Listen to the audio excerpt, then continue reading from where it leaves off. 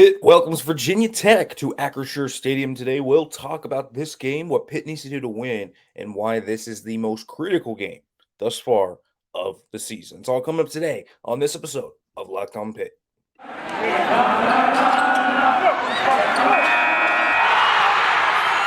You are Locked On Pitt, your daily podcast on the Pittsburgh Panthers, part of the Locked On Podcast Network, your team every day.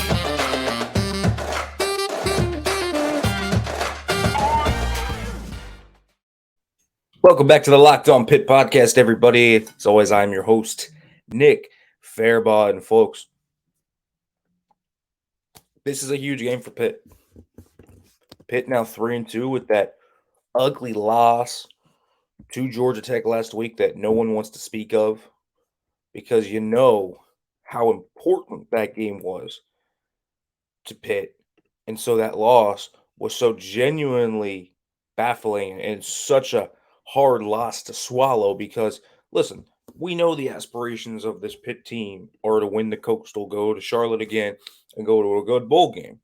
Well, that was a huge dent in those plans. Now, Pitt doesn't necessarily have to be perfect from here on out. This is a bad division, and you would imagine they still would have a chance with 2 losses on their board. But we need to figure out what the identity of this football team is. And that's what it comes down to first off, right?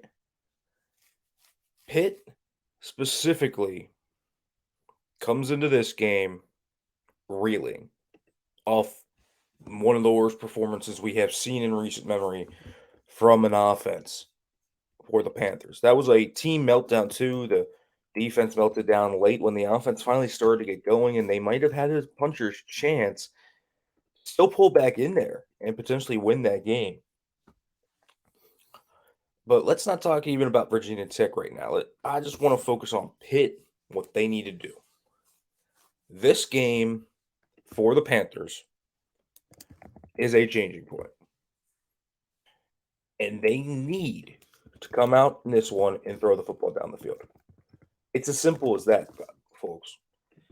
If you go back and watch the tape from what Georgia Tech did, and specifically why they shut down Pitt, they loaded their guys up down in the box, and they didn't respect the deep passing game. They dared Pitt to try and throw the ball over top. And that just never happened. It just simply never happened. And so you're going to need to go down the football field in this game against Virginia Tech. And Virginia Tech, listen, they're a different team than Georgia Tech. Virginia Tech's a heavily penalized team that plays with a lot of aggressiveness. They're not a very good offense. And you look at their defense and what they allow. If you look at pure passing yards allowed, only 209.4 yards per game. Not a bad mark. But look at the explosive plays, the passing yards per completion. They average over 10 yards per completion. This team allows chunk plays through the air. Now, Jaden Bradley had a nice performance to end that game. And you look at Virginia Tech. This is a defense that looks solid on paper. It really does. I mean, they've only allowed 22 points per game thus far, which is not bad. I mean, that's really not bad as a defense to me. I would take that all the time. Their offense has just been historically bad, and we will talk about that. It's going to have to throw this over the top, and Georgia Tech's not a team that has come in, and they were not a team that had come in and caused a lot of havoc in the backfield. They did that against Pitt. Virginia Tech's similar, man. Only 4 turnovers caused. I mean, it's not like they force a ton of turnovers. Just a stingy defense. They have the best third down defense in the ACC, 8th best in all of Division I football. So that is really a big thing to see. Pitt needs to stay ahead of the sticks, but they also need to back off the Hokies. The Hokies cannot be allowed to key in on Pitt's run game and key in on just that. Pitt has to back them off. And that's going to be, I think, the blueprint to the future for this Pitt team. I really do. And you look at the struggles of this team and when they've had the opportunities to run the football and do it a little bit better, they've been able to throw the ball down the field. And you look at Western Michigan, I think, as that 100% pure best game because they were able to throw the ball down the field. They were able to get chunk plays, and Western Michigan had to respect that and back off. Pitt was then able to run the football into oblivion and pound them in the second half. And that's really the blueprint of what Pitt has to be. They don't have to be a super efficient offense. But if you can be explosive down the football field and open up lanes for your rushing game, that's kind of what it's going to have to be. And you look at Kedon Slovis thus far on passes that went 20 or more yards, 4 14. Not good, right? He hasn't proven to be that great deep ball thrower. Now, in the intermediate game, he's done a really nice job, actually. And he's 15 of 25 there. And you like that. That fits the model of one, the Frank Cignetti offense, two, what Kedon Slovis is. And that's why this fit did make sense from the jump because Kedon Slovis was a rhythm passer who's got good ball placement in the middle of the field. And so you felt good about that. I just don't know about this team's capability to throw the ball down the field. They have to do it. They have to come out in this game early on and take shots down the football field. Otherwise, they're not going to open anything up. I think they will end up coming out guns a-blazing. Let's go throw the ball down the football field because you have to. You have to back off teams. And you have to force them to respect it. They're playing in single high coverage and rolling down the other safety into the box. And the linebackers are keen run first. So, okay, run the ball, work some play action into it. I'd like to see a bit more play action from this Pitt team. Slovis is not a complete statue. He can move. He's not a great athlete. He's not no Kenny Pickett, but the man can move a little bit on a rollout. Let him go on the move. Let him use some of that functional mobility that he does have, and he has enough to execute stuff like that. And again, Keaton Slovis, man, there are issues with Slovis. You know this. We've seen it. He looks like a deer in headlights under pressure at times. Sometimes he doesn't see the field. I still don't think he goes through his progression super well. That's been a thing with Keaton Slovis. And you got to throw with anticipation and understand where to go. But Slovis is a guy that just pushes it a little too much or holds the ball on too long. The internal clock is not there with Keaton Slovis, and that's been a big issue thus far for this Pitt team. But they're going to have to let the ball air out. They have to. At this point, they have to go down the football field. And so I imagine that's what they're going to come out and do to try and back off Virginia Tech because that's what teams are going to do. They're going to play them up coming into the future. So it's a tough one for Pitt, but that's what they have to do in this game as well because Virginia Tech does allow those explosive plays through the air. All right, folks, I want to keep talking about this and specifically what Pitt will have to do. This episode, though, is brought to you by Underdog Fantasy, the easiest place to spice up college football season. Folks, there's an emphasis on easy to get started and easy to play while you are watching Pitt play. Listen, folks, you can go in, put in the pick'em choices for your favorite team or any other team you want. If you want to, you can identify players that you really want to go after. So, Kedon Slovis is a 227 or more passing yards today. What if I want to take the over on that? And I do because I think Pitt will get a few explosive plays in this one. Well, you can put that one down. And then if you think Jared Wayne will be the recipient of it and can go over his 52 and a half, take that as well. But that's all. That's not all you can do, folks. You can go between 2 and 5 players. It doesn't just have to be on Pitt, too. So you're feeling Devin Leary maybe showing out, or you want to go on the rock chalk type of thing and put on Jalen Daniels, feel free to go do that. Folks, sign up with the promo code Locked On. That's one word, Locked On. And Underdog will double your first deposit up to $100. Just deposit $100. You can get $100 free. Go to UnderdogFantasy.com or find the Underdog Fantasy app on the App Store or Google Play Store. Folks, all you have to do is go to Underdog Fantasy, Locked on. That's the promo code Locked On. One word again, Locked On, one word. Get in on the college football pick'em action right now. All right, folks. Let's keep talking through this game because this game continues to be one that Pitt should win. I mean, we're going to find out today how good Pitt is. And by that, I mean, is this team truly a flash in the pan, or was last week just the Western Michigan game, right? Right where everything goes wrong and nothing goes right for this Pitt team and everything kind of just befuddles them. Is that what last week was, or is this the identity? I have 4 games of prior evidence to think that's not their identity. And also, I will say this. Georgia Tech, we said it last week. Georgia Tech was a really badly coached team, but they definitely weren't devoid of talent. And that was very obvious. Pitt should have won that game, but they were talented. And that's the thing about the ACC is that most teams here, like Virginia Tech, they aren't a great team. They're still a talented enough team, and you got to worry about them. But Pitt, we need to know about. What's this offense really going to be?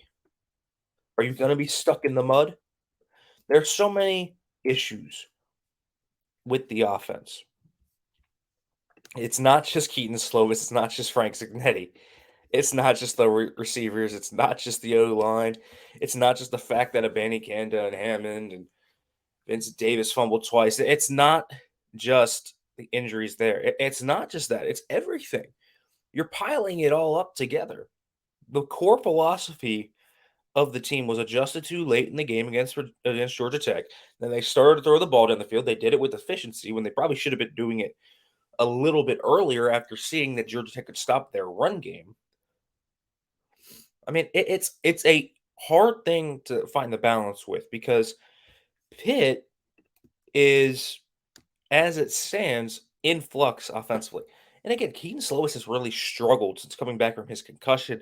His best game was undoubtedly in that Tennessee game. It felt like he was starting to feel a groove after the second half of the WVU game and starting to get into it and starting to really feel a rhythm out for things in this game. But he was just awful against Georgia Tech. I mean, listen, I'm not placing all the blame on him, but he might have been the main problem.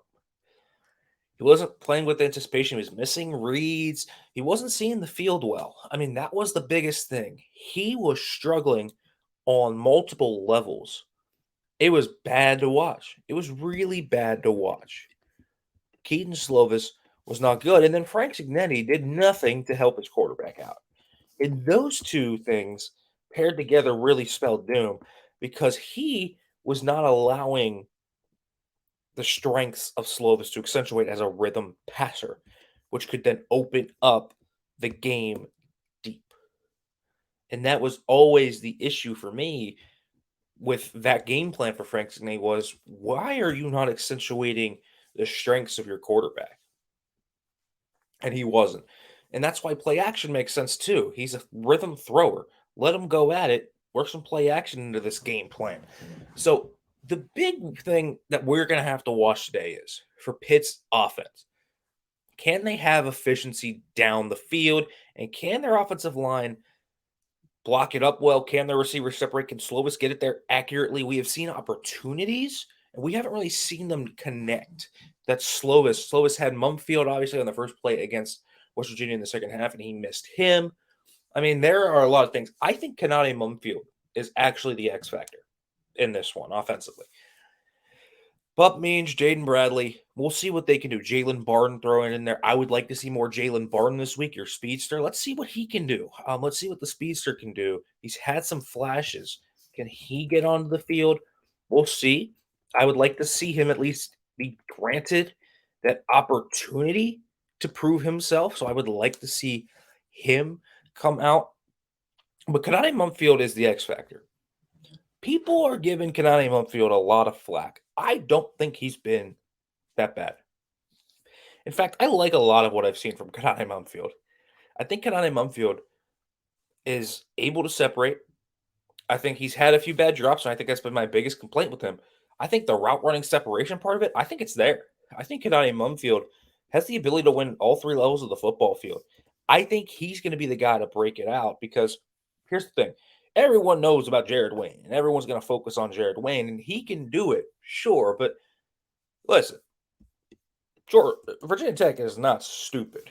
They're going to know Jared Wayne's the man to watch. So my guy that I would focus on is Kedon Mumfield, and I would try to get it open to Mumfield, get him on a double move, get him in the middle of the field on a post route, allow him to get one-on-one with the corner, and let's see what he can do. I think Kedon Mumfield might be the guy to break this thing open and be the key for Pitt to get into this.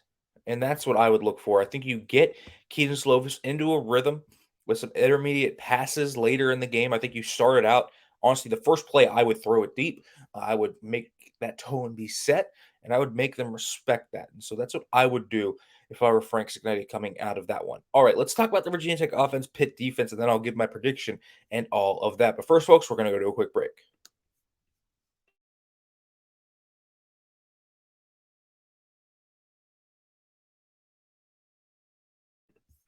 All right, everybody, welcome back to the Locked On Pitt podcast as we are continuing to talk about Pitt, Virginia Tech.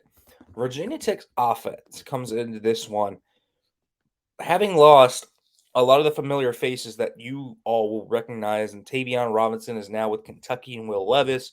Trey Turner's in the NFL. So they have lost a lot of those key members. Raheem Blackshear is gone. There are a lot of key members of this Virginia Tech team that are no longer here. And so you guys will have to get used to some of these new players. Grant Wells is now the quarterback. It's not Braxton Burmeister anymore, and Wells is just a up and down floater. I mean, this guy is volatile. Throws picks, makes some great throws, but he's a volatile football player to the max, and that has been certainly something. They have a lot of new offensive linemen on this team. No Lacita Smith, no Brock Hoffman. So a lot of new guys up front as well for this Virginia Tech squad. You look at some of their playmakers. Keyshawn King has started to gain a little bit of a foothold to me on that running game. He's proven himself to be shifty, smart, physical, and I like that from Keyshawn King. So I think he's going to be one of those guys to look out for on the offensive side of the football. In terms of receivers, Caleb Smith is your guy 100%. He is a playmaker. He's a guy that is going to be able to go up and get it. He brings the height. You see Nick Gallo, Stephen Gosnell. There are a few of these players here, but there's not a lot in the way of that receiving core that is super dynamic. This is not a dynamic receiving core. And again, Wells has a strong arm, but very prone to turnovers, and that is something to look out for. He is a guy that certainly has the volatility in the ups and downs to be looking out for. So I look at this offense for Georgia Tech. I think they're going to try and get Caleb Smith involved here. They're going to try and go down the field, try and get Keyshawn King to take some pressure off it. Pitt's run defense has not been super dominant this year, which we are not used to seeing. That's usually one thing you don't have to worry about on any Pitt team, to be quite honest with you. But you do have to worry about that this year. So Keyshawn King is probably going to be a heavy focal point to me of this game plan, rightfully so. He's proven himself over the last few games. And so Virginia Tech, man, this is their put up or shut up time too. You talk about the loss to Old Dominion earlier in the year. That was a tough loss, but whatever. Doesn't hurt your actual standing in the Coastal. But then they come out, get blown out by West Virginia, get blown out by UNC.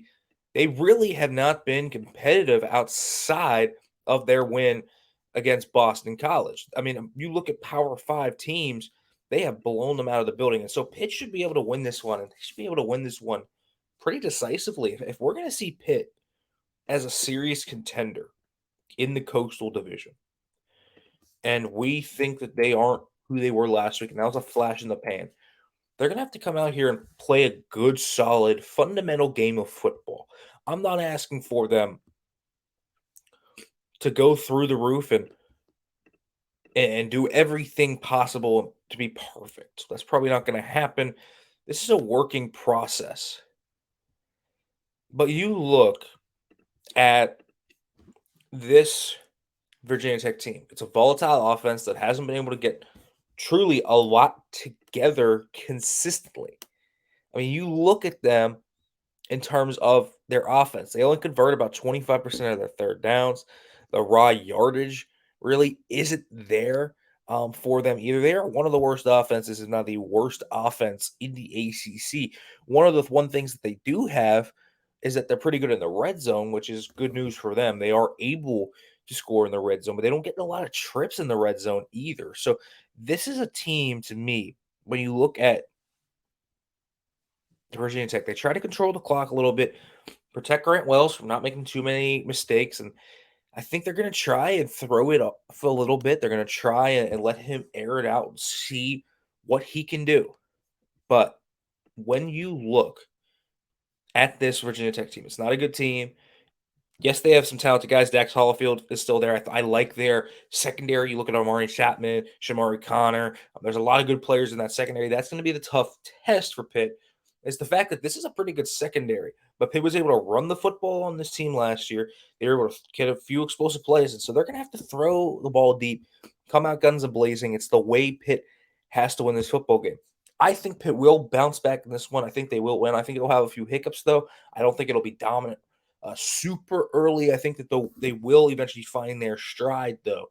I think they win this game 35-17. So I do think Pitt will win this one in a semi-comfortable fashion before they go to their bye week, and then we'll head to Louisville on the road for their first road game in the ACC. X Factor, again, I think it's Kedon Mumfield for Pitt. I think he is the guy that's going to have to unlock that deep passing offense.